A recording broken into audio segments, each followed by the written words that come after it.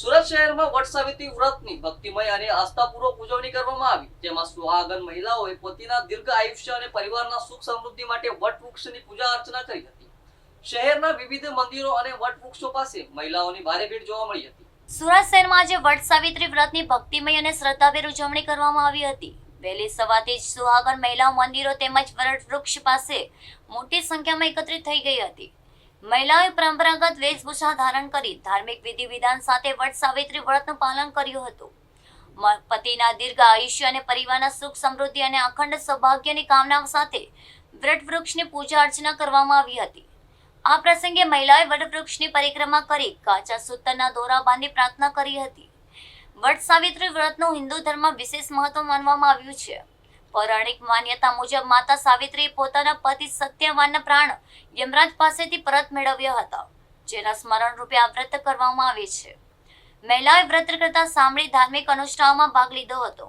શહેરના વિવિધ વિસ્તારોમાં આવેલા મંદિરોમાં પણ ખાસ પૂજા અને ધાર્મિક કાર્યક્રમો યોજાયા હતા.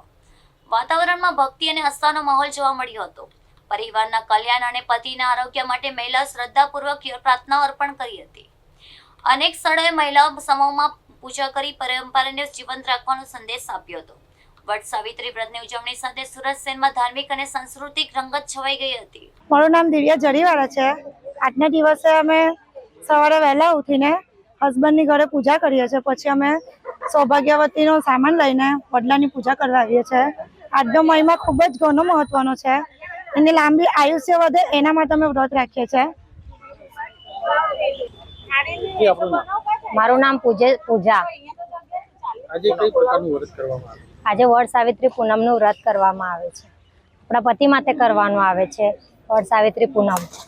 આપણે અહીંયા બધી સામગ્રી લાવવાની આવે છે. મારા જે રીતે પૂજા કરાવે આપણે એ રીતે પૂજા કરવાની આવે, અને છાબડી કે એ બધું તૈયાર જ આવે છે.